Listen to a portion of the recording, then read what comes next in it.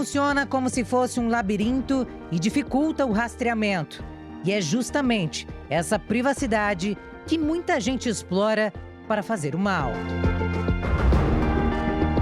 Vamos usar como exemplo um iceberg. A internet, de modo geral, é dividida em 3 dimensões: Surface, Surface Web, a parte rasa, Deep Web, a parte profunda, e Dark Web, que é navegar pelas profundezas mais perigosas desse mar. A Dark Web, ela já é uma comunidade, né?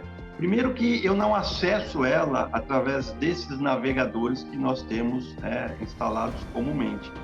Eu tenho um grupo de navegadores que são especiais para a Dark Web.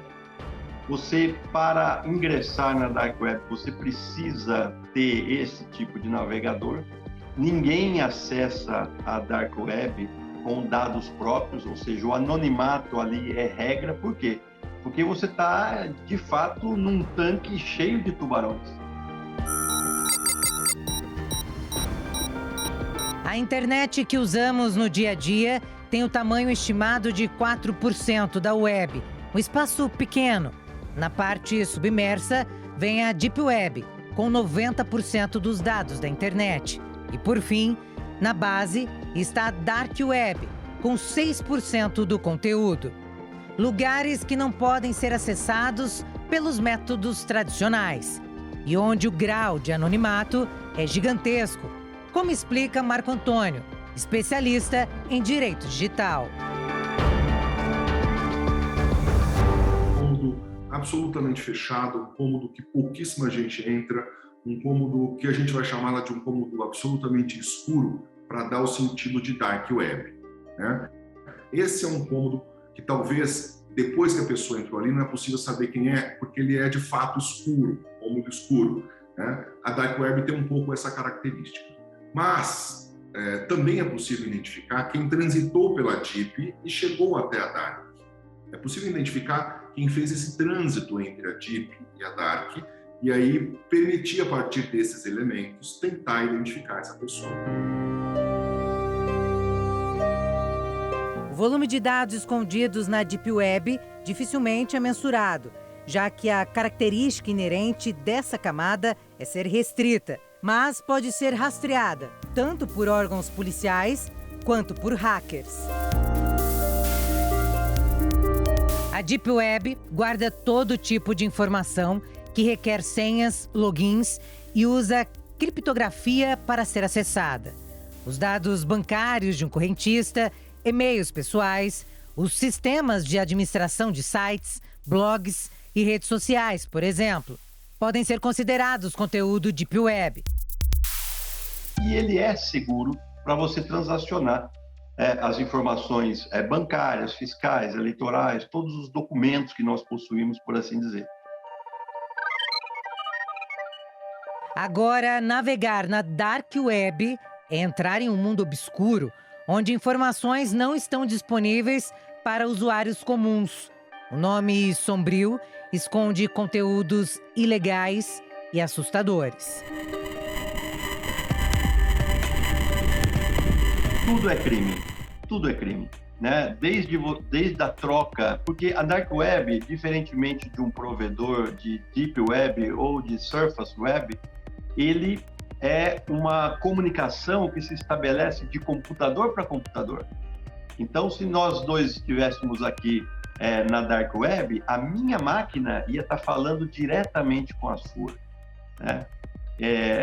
Sem que houvesse um provedor que ia manter ou sustentar ou registrar essa nossa conversa. Portanto, ali se contratam matadores de aluguel, ali se comercializam órgãos humanos, ali se comercializam crianças, tráfico de seres humanos, fabricação de bomba, prática de atos terroristas, troca de informações entre criminosos, de operações que eles vão fazer, por exemplo, na Deep Web. É nesse lugar onde tudo é possível que os criminosos agem. Pacotes com milhares de cadastros, números de cartões de crédito, CPFs e demais documentos circulam livremente, sem o conhecimento do proprietário, o que torna a ferramenta especialmente atrativa para bandidos em busca de vítimas.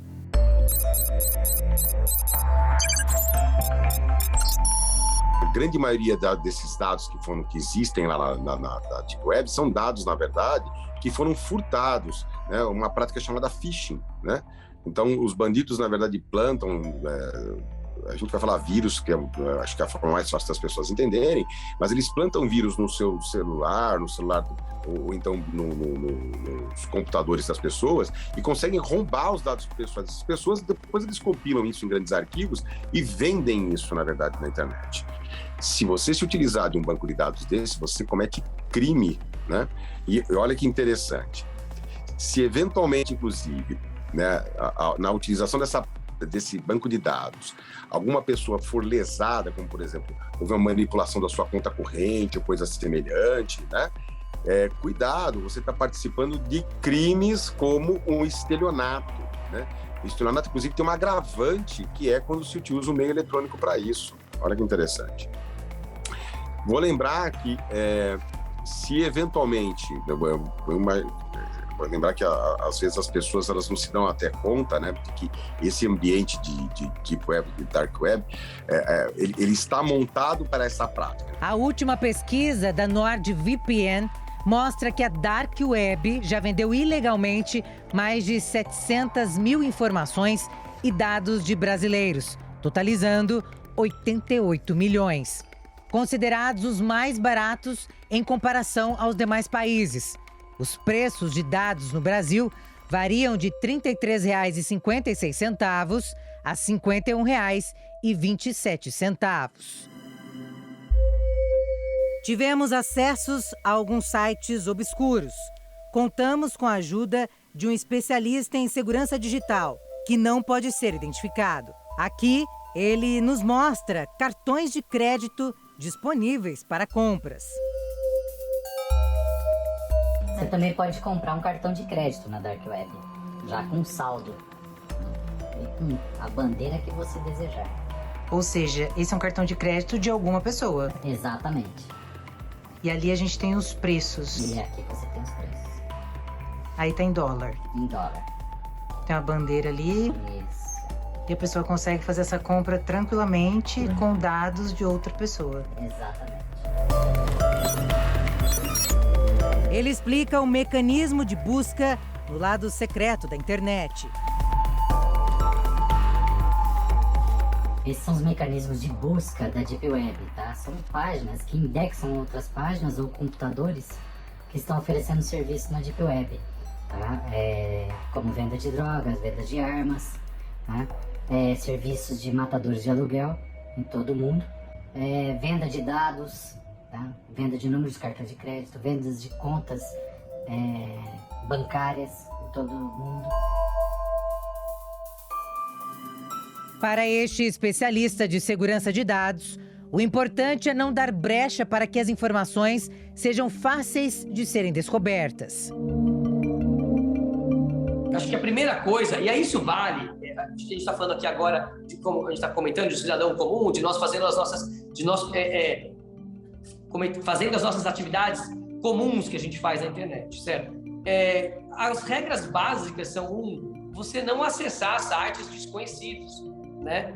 Você não ter senhas fracas, você modificar as suas senhas de tempos em tempos, você não ter a mesma senha para vários sites ou para os vários bancos e tudo mais, que é uma prática que eu não sei, nunca vi nenhuma pesquisa, mas eu imagino que a grande maioria das pessoas, se não quase todas, tem, porque como que você vai decorar hoje 150 senhas diferentes para cada site, para cada aplicativo, para cada coisa que você entra?